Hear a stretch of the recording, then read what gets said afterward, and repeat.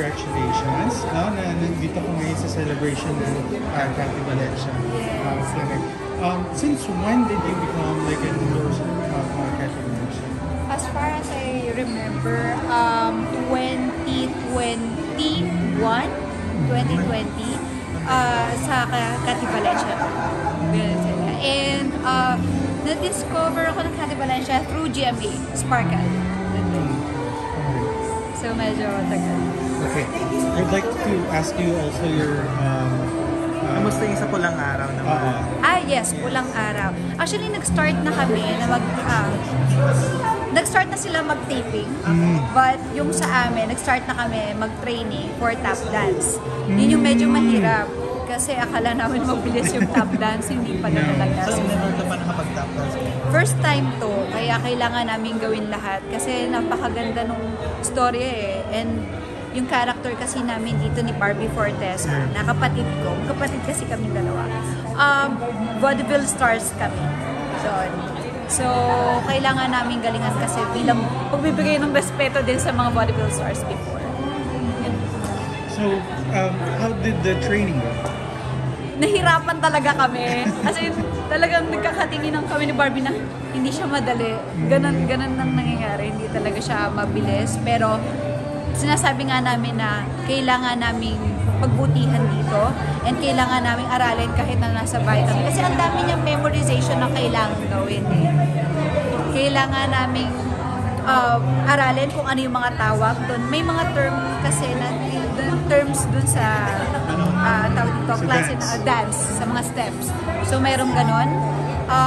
Kailangan rin naming aralin kung kailan yung bawat kamay kasi grabe, parang coordination ng bawat ano yun eh, ng lahat. So, kailangan yung utak mo mabilis, memorize mo sa bawat steps. Ganon siya kahirap. Finally, na magka-partner na kayo ni Alden sa Pang-Fulton. So, kamusta naman yung sa pulang araw, ka-partner. Siyempre, very happy ako kasi siyempre Alden is Alden.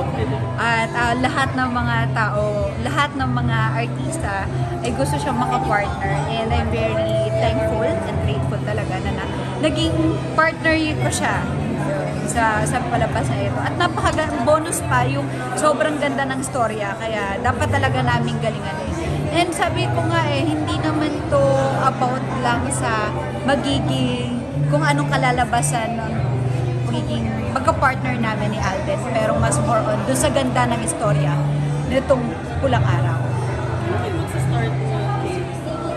Nag-start na sila mag-taping. I think second taping na nila isang araw.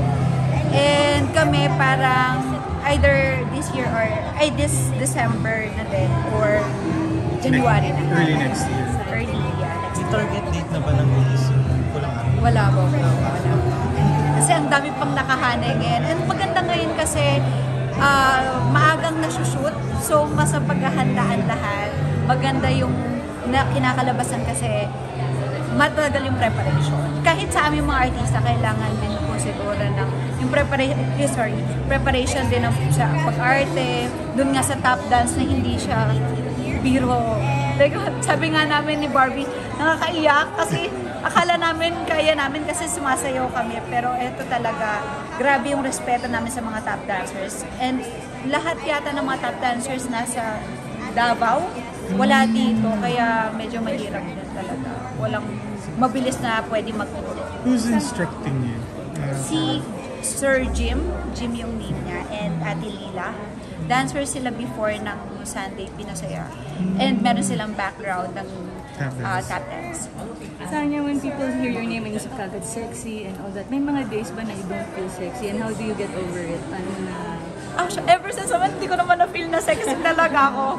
As in, parang every time sinasabi yan sa akin, I'm thankful po. As in, like, ganun yung tingin ng mga tao sa akin. And being sexy, hindi naman kabastos-bastos yan. Depende kung paano mo dadalhin yung pagiging sexy mo. So, for me, pag tinawag po ako ng ganun, okay naman. And ako naman kasi usually ang sinusuot ko lang talaga t-shirt and shorts. Then puro panlalaki boyish. So kung makita nila medyo sexy ako doon, thank you. Ano yung nakikita ng tao na sacrifices you have to do to maintain and to achieve that?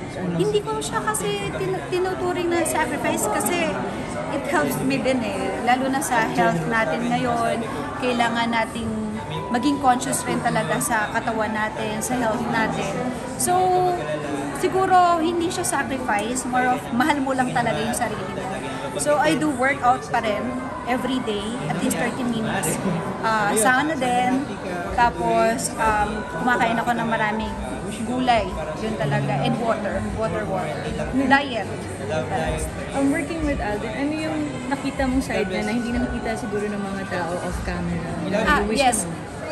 Hindi pa kami nag-start na itong punang araw na magkasama kami, but I worked with him sa magpakailanman before.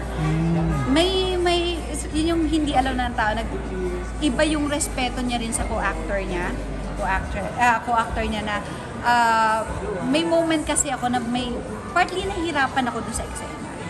And sabi ko sa kanya na ako bilang respeto ko sa kanya, kasi since maganda yung binigay niya dun, sabi ko sa kanya, hindi, okay na ako dun. Para sa'yo, sabi niya, hindi ako okay doon sa niya. Ganun siya, hindi ako okay doon.